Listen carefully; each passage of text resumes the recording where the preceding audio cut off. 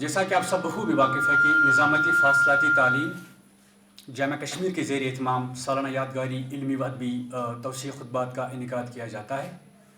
جس میں نامور ناقدین، ادباء، اساتذہ کرام اور محققین کی خدمات حاصل کی جاتی ہیں۔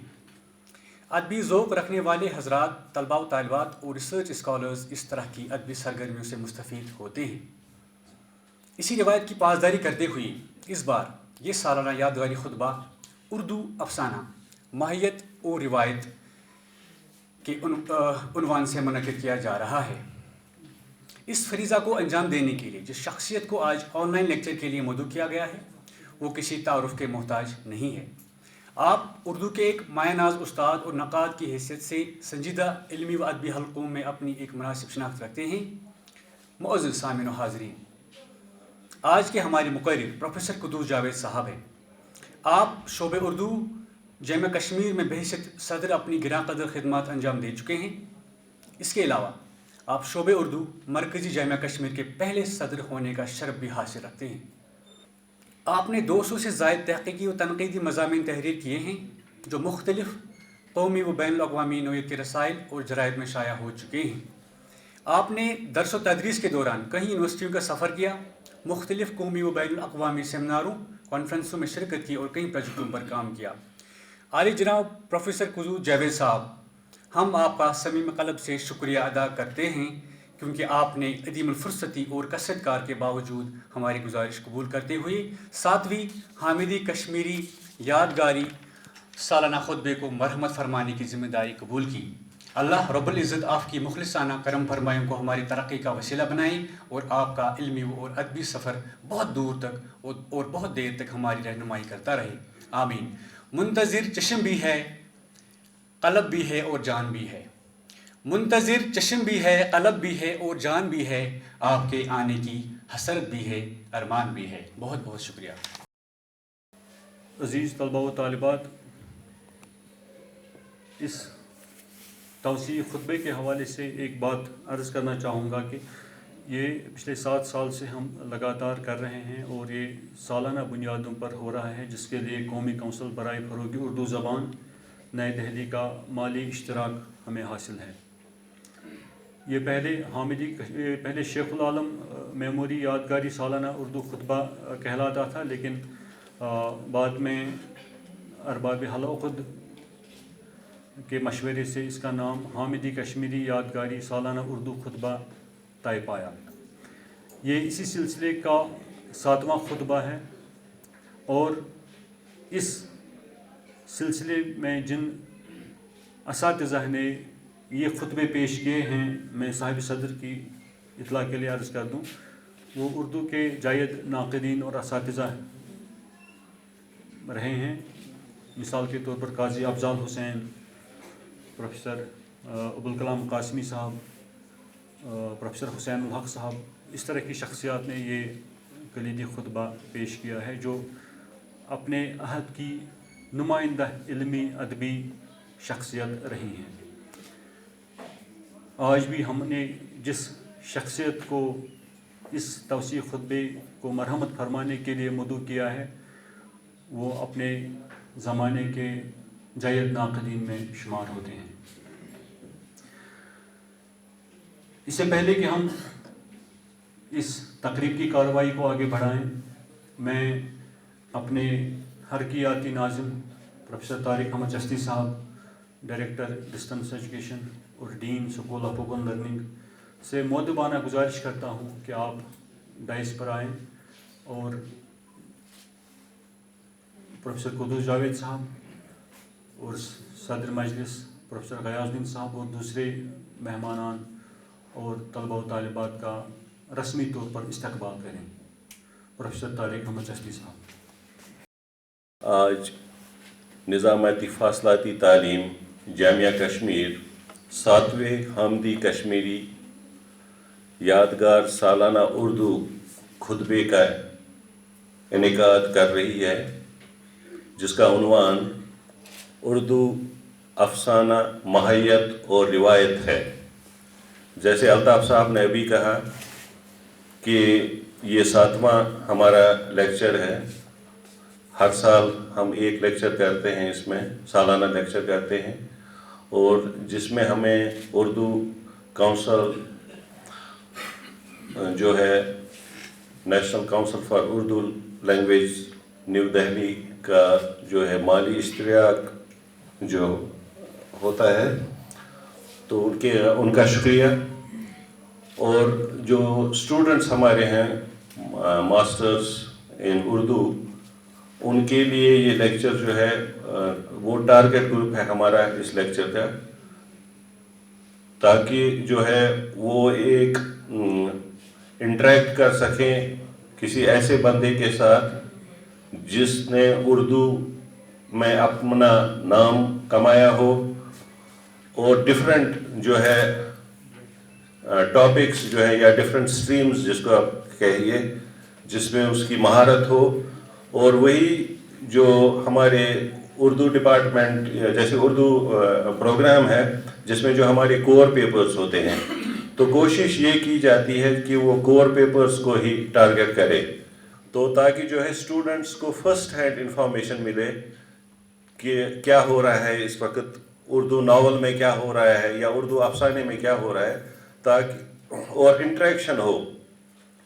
کہ تاکہ اگر وہ جو ہے آگے بڑھنا چاہیں اپنے اس فیلڈ میں، فار ایگزامپل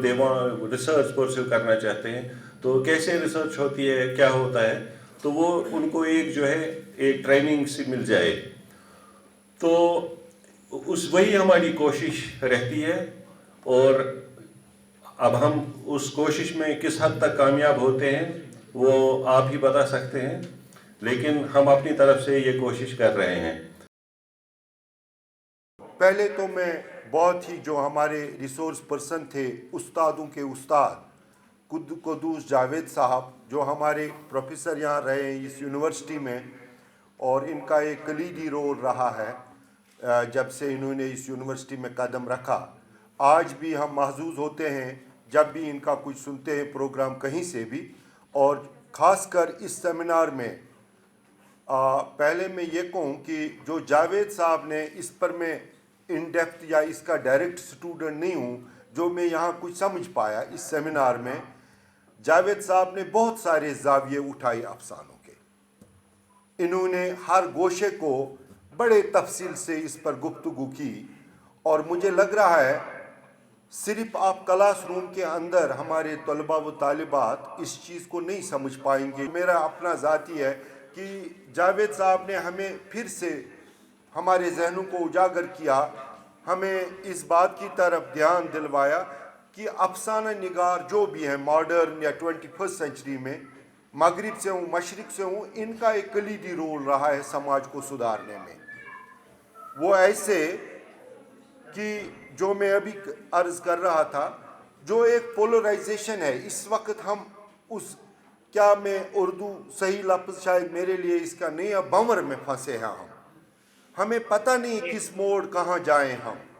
ہمارا ایک اپنے آپ سے ایک تضاد ہے،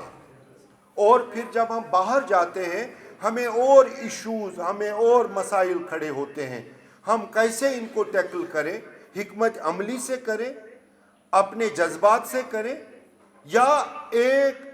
بیچ والا راستہ نکال کے جہاں آپ اکاموڈیٹ کریں، جہاں آپ کو سنبھالیں گے اور آپ اپنی جگہ دیں گے، حجت پسندی سے اب کام نہیں چلے گا۔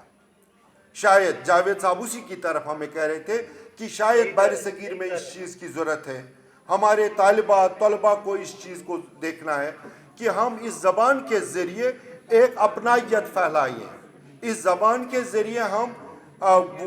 گوشوار کریں کہ ہم شاید کسی ہر درمی کے تحت نہیں چلتے یا ہر درمی پہ یقین نہیں رکھتے، ہمیں کوئی راستہ ڈھونڈنا ہے، ہمیں دوسرے کی کو جگہ دینی ہے، ہمیں حقیقت کو سمجھنا ہے۔ اگر ہم عربی لفظ لیں گے، افسانہ از اے پارٹ آف فکشن،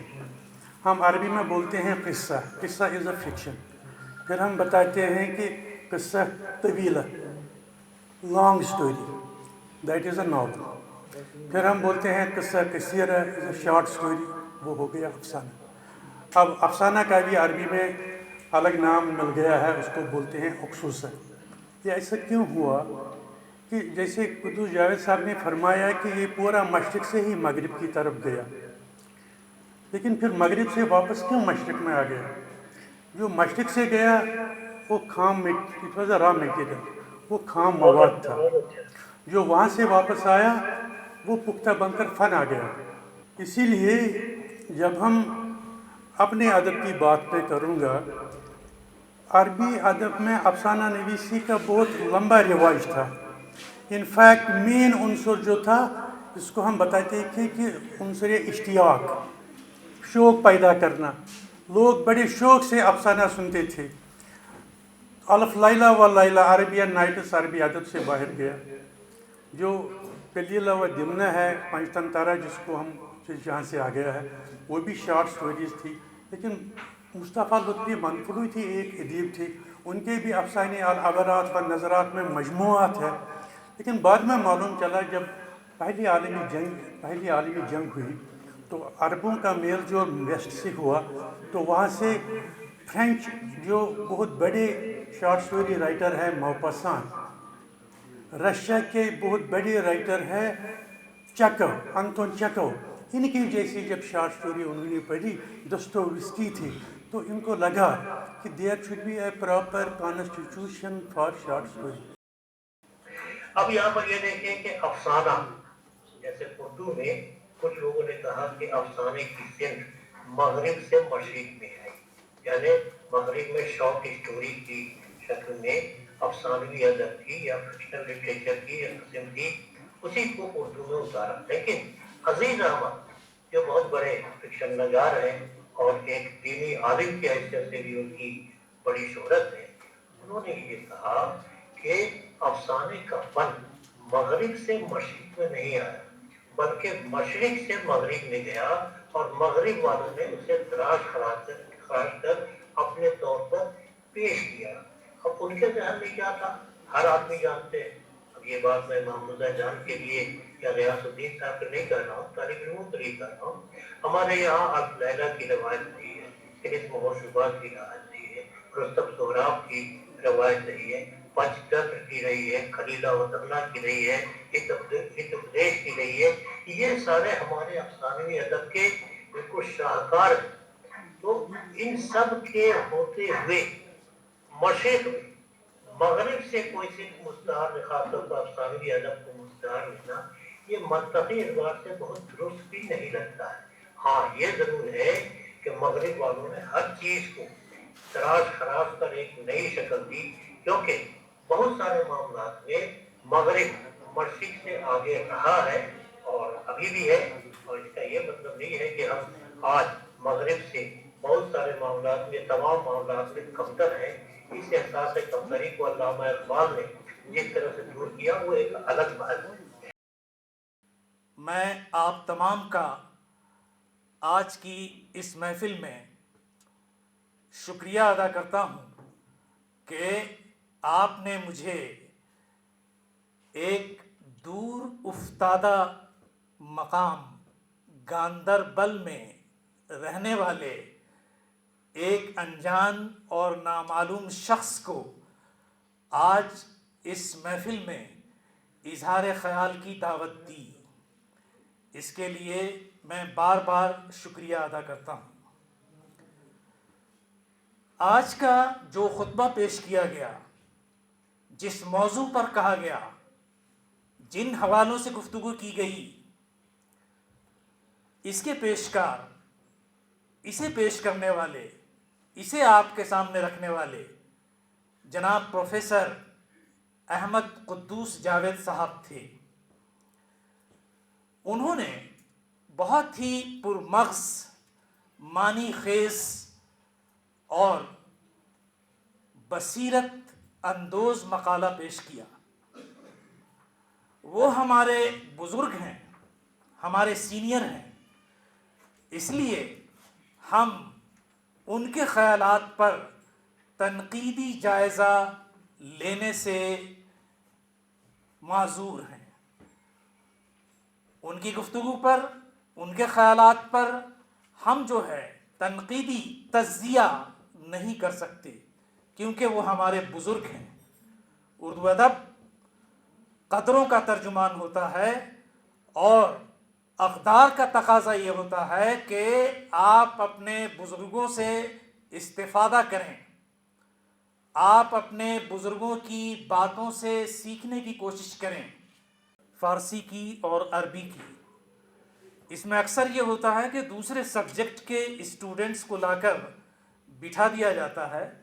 اور مجلس ختم ہو جاتی ہے۔ جو اس میں مقررین رہتے ہیں وہ یہ سمجھتے ہیں کہ اچھی خاصی تعداد ہے اور وہ وہی امپریشن لے کر کے جاتے ہیں، جو کہ نہیں ہونا چاہیے۔ یہاں پر جیسا کہ آپ نے بتایا، یہ بہت ہی خوشی کی بات ہے کہ پورا ہال جو ہے بھرا ہوا ہے۔ میں اس کے لیے مبارکباد دیتا ہوں۔